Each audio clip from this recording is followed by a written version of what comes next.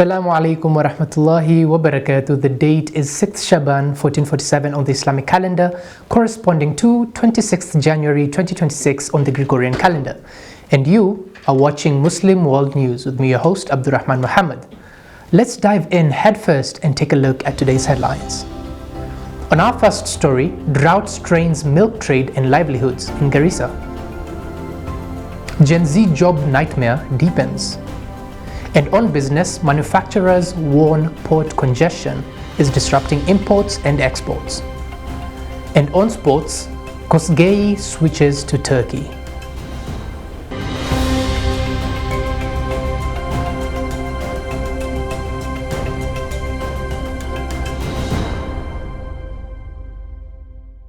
Now on to the first story of the day. Persistent dry conditions in Garissa County are disrupting local economies, with milk traders reporting shrinking supplies and rising costs as herders move farther in search of pasture and water.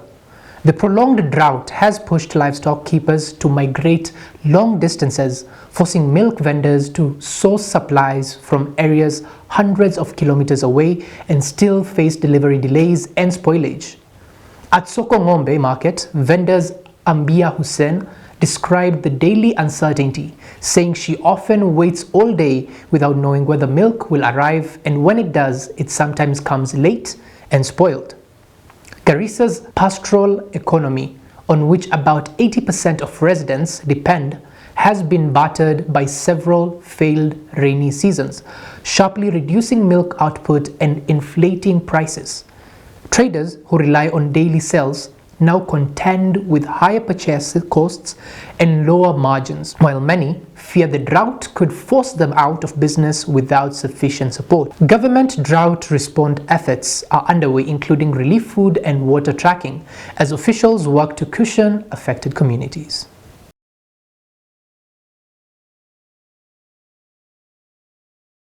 On to our next story. 10 Rift Valley counties have pledged to work together on a new initiative designed to make Kenya's food and agriculture system more resilient, sustainable, and beneficial for local communities. The commitment was formalized during a meeting where county leaders and project partners agreed on a framework to guide implementation of the True Value of Food project, which aims to improve land use practices and boost long-term food security. Professor Jacqueline McLand, the lead investigator of the project, said the efforts will support informed, inclusive, and sustainable decision-making on food security, income generation, job creation, and women's access to finance. The counties involved, including Baringo, Nakuru, Uasin Gishu, and others, are key contributors to Kenya's agricultural output, accounting for nearly 29% of national production, valued at about $57 million. The project, backed by the United Nations Environment Programme with fundings from IKEA Foundation and collaboration from Strathmore University Business School, also seeks to protect vital ecosystems such as the Mau Forest Complex and Charanganya Hills, while promoting nature-based solutions like reforestation and sustainable grazing. Now, on a story that affects a lot of us job seekers, on Generation Z. Generation Z job seekers are facing what many labor analysts call a job nightmare, marked by few entry-level roles, low civil service hiring, AI-driven restructuring, and employer-candidate mismatches that make securing stable, fairly paid work unusually difficult. In Kenya, a public service commission review found that youth under 25 hold less than 3% of government jobs, highlighting limited public sector opportunities amid frozen recruitment and poor retention, forcing many young graduates into casual, low-pay, or unstable work. Globally, recent labor reports indicate that Gen Z employment, particularly among new college graduates, is rising faster than broader job growth.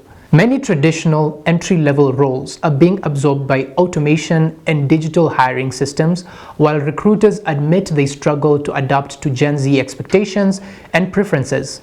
I felt insulted. They chose not to value my worth, said a young Nairobi applicant who turned down a job offer with a low starting salary, reflecting frustration among many young job seekers over pay and conditions.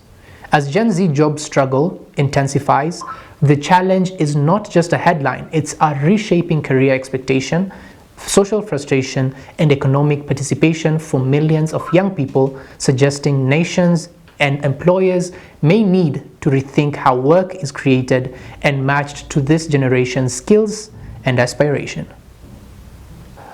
Now, our next story takes us on to Kenya's health sector, where Kenya Health Authority have approved the rollout of lenacapavir, a twice-yearly injectable HIV prevention drug in selected high-burden counties starting in January 2026, offering a new tool to prevent HIV.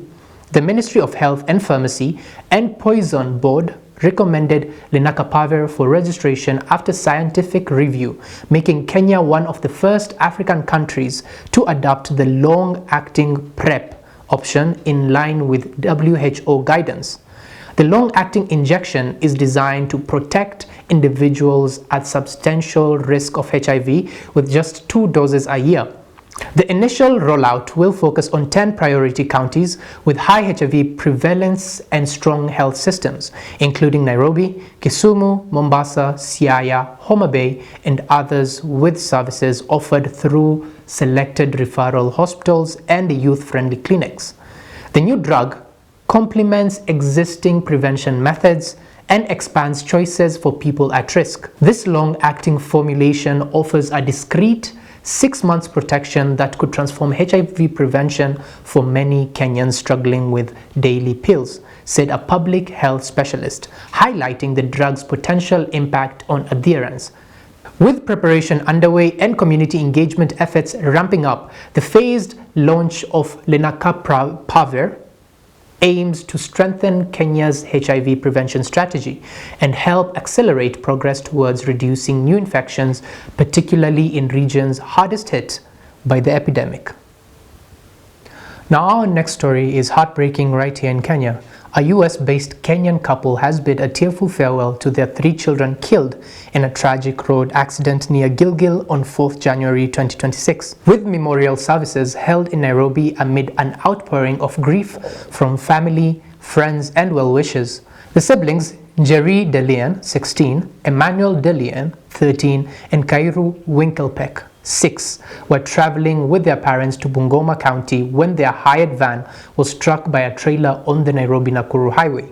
Emmanuel and Kairu died at the scene, while Njeri succumbed to her injuries after more than a week in hospital. Funeral services took place on 23rd January 2026 at the International Christian Center on Mombasa Road, where mourners gathered to remember the children whose caskets were laid before the altar amid hymns, flowers, and emotional tributes. An online fundraiser launched to support the family has raised significant contributions from around the world. It feels like a storm has picked up our hearts and sunken them until all the joy spilled out.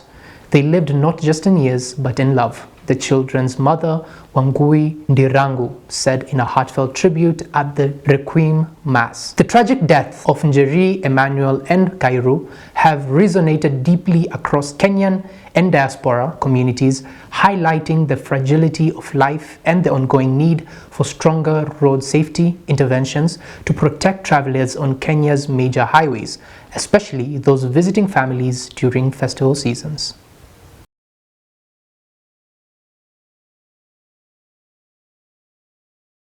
And finally, our next story flies us out of Kenya and onto Europe, where Europe, led by the European Union, is preparing a major investment push in Greenland, including new funding packages, development programs, and strategic cooperation agreements aimed at strengthening the Arctic territory's economy, infrastructure, and ties with European partners. European Commission President Ursula von der Leyen inaugurated a new EU office in Nuuk, Greenland's capital, and signed nearly £94 million in cooperation agreement focused on education, renewable energy, and critical materials, part of Europe's broader global gateway strategy to support sustainable development and economic resilience. The EU and its partners are also backing projects to develop Greenland's critical raw material value chains, including funding for mining initiatives that could supply strategic minerals for European industries, and are considering increasing long-term funding in the billions to expand collaboration. Our new office in Nuuk marks the beginning of a new era of the EU-Greenland partnership. New jobs in Greenland, better security of supply for Europe, says European Commissioner President Ursula von der Leyen, underscoring mutual benefits. Europe's expanded investment strategy in Greenland reflects both economic opportunity and geopolitical strategy in the rapidly changing Arctic, reinforcing Greenland's role as a key partner in sustainable development, security cooperation, and critical resource supply chains, while deepening ties between the EU and the island.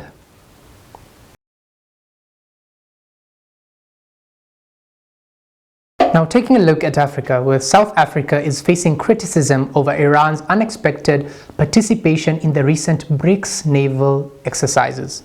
The week-long drills, dubbed Will for Peace 2026, took place from January 9th to 16th and involved warships from BRICS nations and partner countries. Despite warnings from the United States, Iranian naval vessels joined the exercises. President Cyril Ramaphosa reportedly instructed Iran to withdraw, but 3 Iranian ships already offshore continued to take part. The United States Embassy in South Africa condemned the move, accusing the South African military of defying government orders and calling it unconscionable to host Iranian forces amid reports of repression against peaceful protesters. Domestically, South Africa has launched an inquiry into how Iran ended up participating, raising questions about coordination between civilian authorities and the military. Critics warn this could strain relationships with the United States and challenge South Africa's non-aligned foreign policy stance. The incident highlights the growing diplomatic tension as BRICS nations expand their influence, while South Africa navigates pressure from both global powers and regional partners. Now, our next story focuses on Mozambique, where torrential rains have unleashed devastating floods across Mozambique, forcing thousands of people to flee their homes.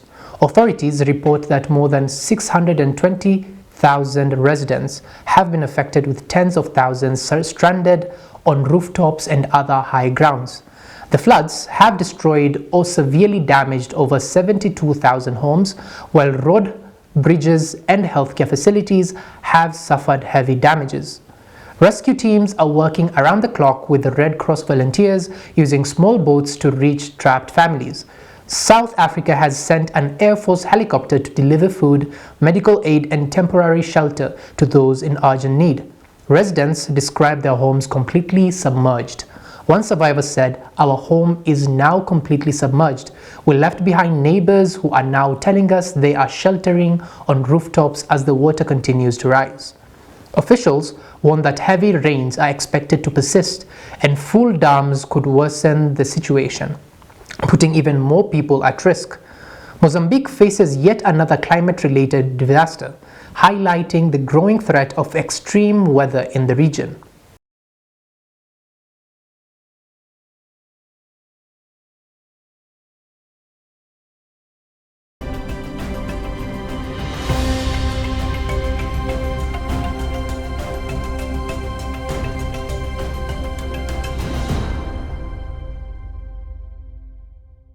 From stories of real human lives and faces, let's take a look at numbers and statistics on business news. Kenya Pipeline Company has sought to reassure stakeholders that Uganda's planned oil refinery will not undermine Kenya's position in the regional fuel supply chain, saying its operations remain secure for the foreseeable future. Uganda recently entered into an agreement with its national oil company and Dubai-based Alpha MBM Investments to develop a refinery in the Albertine Graben. Once operational, the facility is expected to handle up to 60,000 barrels of crude per day.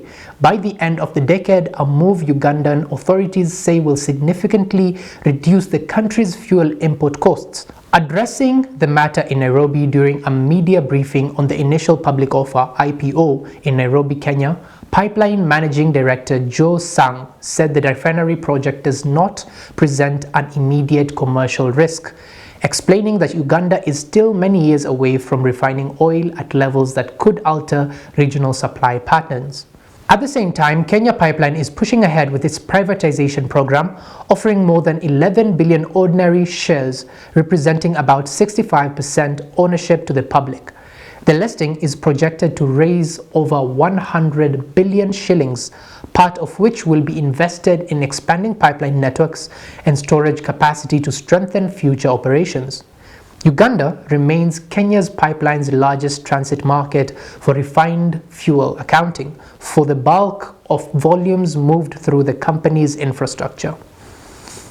And on to our next business story. Manufacturers are raising concern over growing congestion of the port of Mombasa, warning that delays are disrupting the import of raw materials and the export of finished goods with ripple effects across the economy.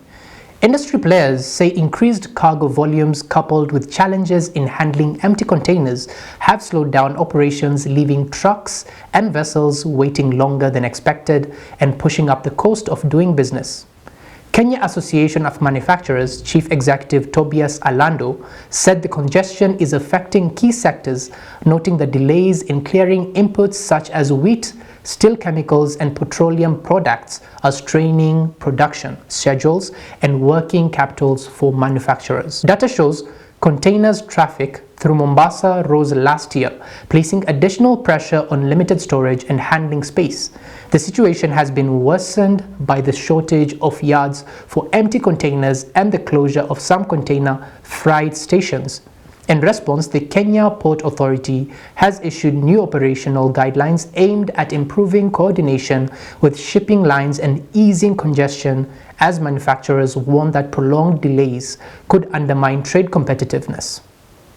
Now, still on business news, the government has issued a public warning about the spread of fake scientific calculators and other school stationery in the Kenyan market, raising concerns as pupils return to classrooms. The alert follows a recent enforcement action by the Anti-Counterfeit Authority (ACA) in Nairobi's Central Business District, where officers confiscated nearly 3,000 counterfeit scientific calculators purported to resemble genuine products. Speaking about the operation, ACA Nairobi Regional Manager Abikar said that fake calculators can mislead students and disrupt learning, urging parents and retailers to make sure the tools they buy are authentic and reliable. According to the authority, counterfeit calculators are often sold at significantly lower prices and disguised to look like well-known brands, making it hard for buyers to spot fakers. A spot check showed that authorized scientific calculators typically sell for between roughly 2,050 and 2,800, while substandard imitators were offered for as low as 800. The ACA has encouraged consumers to purchase from authorized outlets and to use tools such as QR-based authenticity checks introduced by some brands. The warning comes amid broader concerns that counterfeit goods cost the Kenyan economy billions of shillings each year and pose quality and safety risks.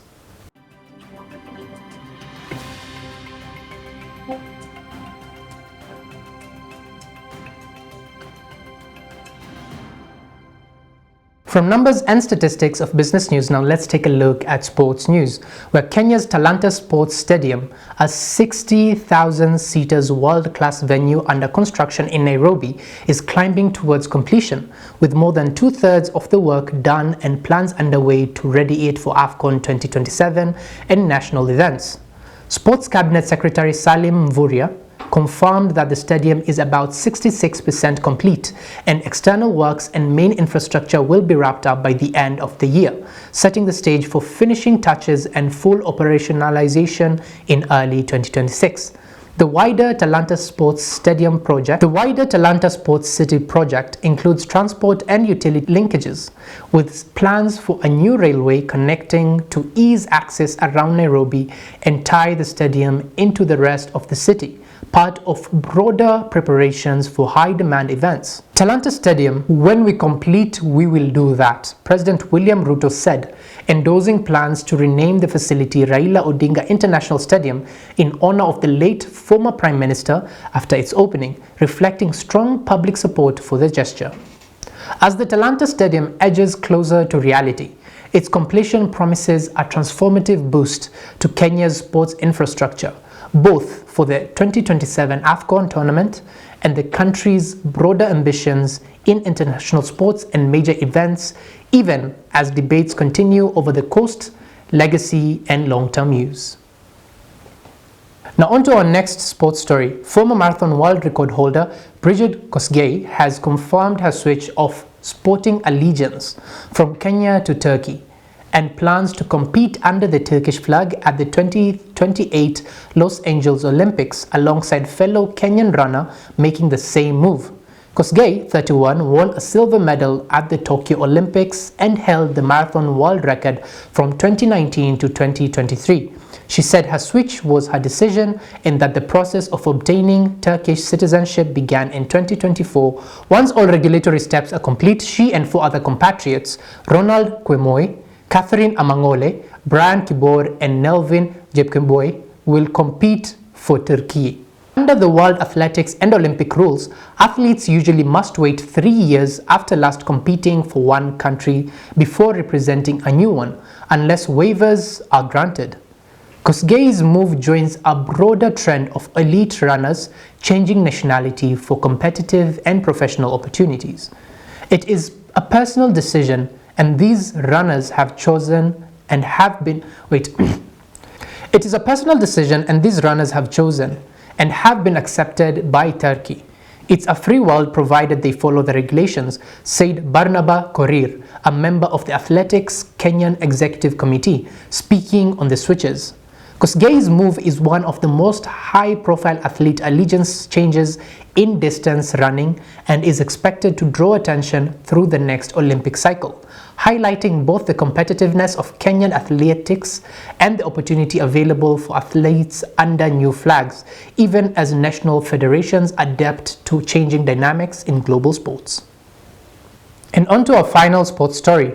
Nairobi United FC are regrouping as they seek to revive their continental campaign in the 2025 to 2026 CAF Confederation Cup after making history by becoming the first Kenyan club in years to reach the group stage of their debut. The club's rapid rise began with securing promotion to the FKF Premier League and winning the FKF Cup before advancing past Uganda's NECFC and stunning Etoile Sportive du Sahel on penalties to book a group stage berth, a landmark achievement for the young side. In the challenging Group B draw, United have faced heavyweights like Wydad Casablanca, AS Maniema Union and Azam FC and have taken tough lessons from early defeats, but remain focused on learning and improving in Africa's elite club competition. Competing with Africa's best is a huge test, but it builds character and gives our players experience they couldn't get anywhere else, said Nairobi United goalkeeper Kevin Oduor, highlighting the club's mindset as they push forward. With continental exposure now part of their story and meaningful prize money boosting club resources, Nairobi United are determined to turn lessons into progress, aiming to cement their place among Africa's competitive clubs and inspire the next generation of Kenyan football talent.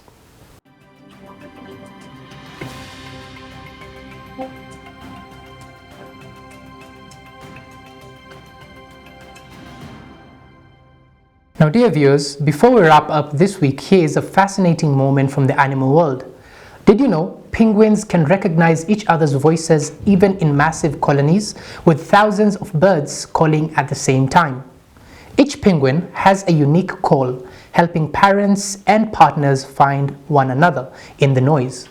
So in a crowd where everything sounds the same to us, penguins still hear exactly who they are listening for. A reminder that even in the loudest moments, connection finds a way. If you didn't know, dear viewers, now you know. That brings us to the end of today's program of Muslim World News. I've been your host, Abdurrahman Muhammad, and it's been a pleasure having you with us. But as we've come to the end of our news bulletin, we turn to this week's feature story. Today, we bring you the story of a man whose life was defined not by fame or fortune, but by faith, service, and unwavering dedication to the Qur'an. From the quiet streets of Lamu to the heart of Nairobi's Isli, his journey shaped generations of students, built institutions from nothing, and left a lasting mark on the Muslim community. He was a teacher, a mentor, a leader, and above all, a servant of the deen. Shaban Yusuf now presents this special feature on the life and legacy of Ustadh Abdallah Mbwana. Stay informed, stay inspired, and may peace be upon you. In every community, there are individuals whose influence cannot be measured by titles or wealth, but by the lives they shape. In Nairobi's Isli, Pangani, Majengo, and far beyond, one such name continues to echo in madras, mosque, and memories. That name is Ustadh Abdallah Mbwana. Ustadh Abdallah Mbwana was born on the historic island of Lamu around the year 1965. Like many children of that era, the exact day and month of his birth were never recorded. What is known is that he grew up in the time when faith shaped daily life and religious knowledge was passed from heart to heart, not paper to paper. He was raised in Riyadh, Lamu, in a deeply religious household. His mother, Bi Sumaya Wantela, passed away in the year 1975 when he was still a young boy.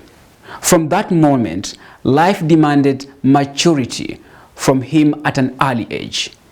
He was raised by his father alongside his older siblings, learning responsibility, patience, and reliance upon Allah. His family was large.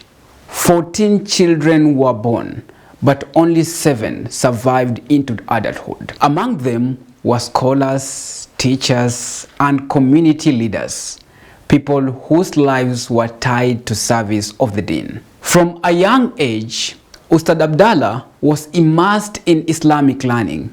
In Riyadh, tradition dictated that no child advance in religious studies before completing the Qur'an. He began his madrasa education under the respected teachers, including Ustadh Abu Bakr Muhammad Abdul Rahman, widely known as Mwalim Bakari. He memorized and completed the Qur'an, laying a foundation that will define the rest of his life. After this, he joined Madrasatul Al-Islamiyya in Riyadh, where he studied Islamic science under renowned scholars of the time. Among those who shaped his scholarly journey were Sheikh Abdul Rahman Dololo, Ustadh Adam from Tana River, Said Mohsin Jamalil Leil, Sheikh Bahsana Jamalil Leil, Sharif Muhammad Noor, and Said Al-Waldin, who later became the Mudir of Riyadh. In Riyadh, excellence came with responsibility. Outstanding students were not only taught, they were trained to teach. Before receiving his Tanawiyya, Ustadh Abdallah was selected to remain in Riyadh as a teacher.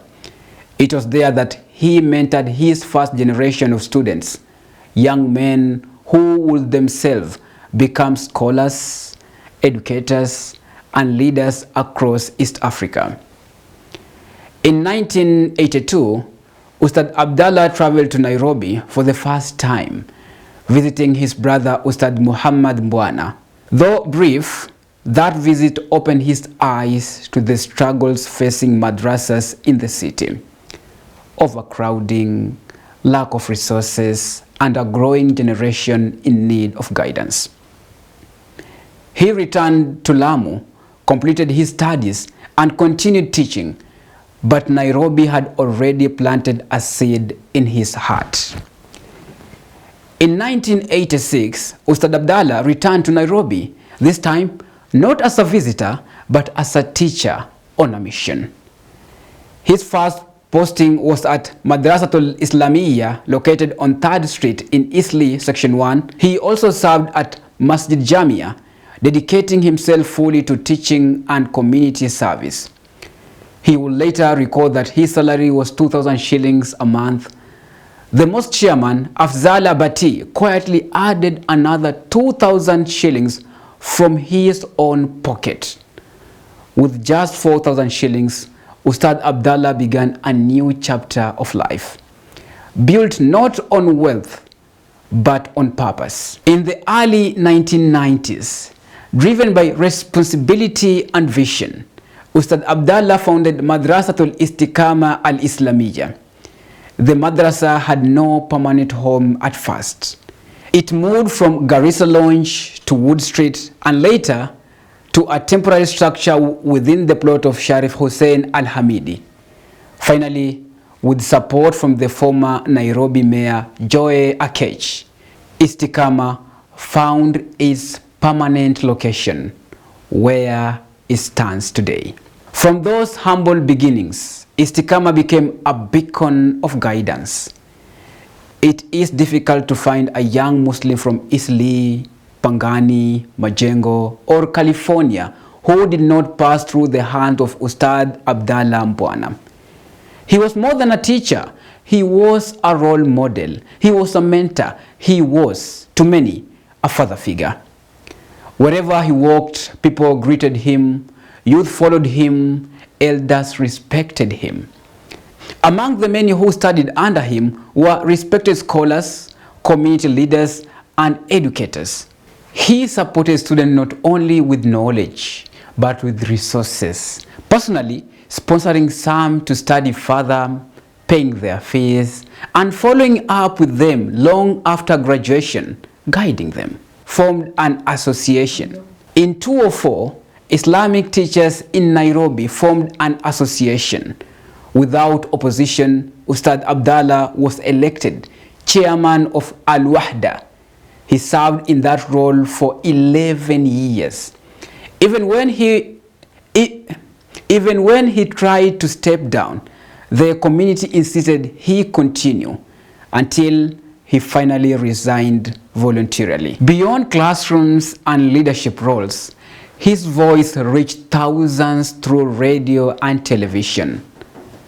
Allah had gifted him with a powerful natural voice, one that carried du'as of Ramadan, the Adhan, and the Takbir of Eid into homes and hearts. He also served as a registrar of Islamic marriages and divorces, later becoming a recognized Muslim marriage officer, helping families begin and resolve their journeys with dignity and fairness. He was blessed with children from 3 marriages, sons and daughters who, like many others, studied under him at Istiqama.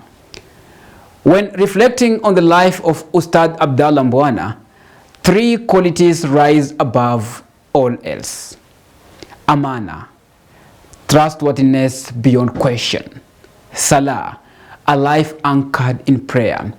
And the Qur'an, taught, lived, and served until the end. He did not chase recognition, yet his legacy lives on in every student he taught, every madras he built, and every life he touched. Ustadh Abdallah Mbwana lived a life of service, a life of faith, a life that continues through knowledge passed on and values preserved. May Allah accept his efforts, forgive his shortcomings, and grant him the highest ranks in Jannah. Reporting for Al Huda TV, I'm Sheban Yusuf.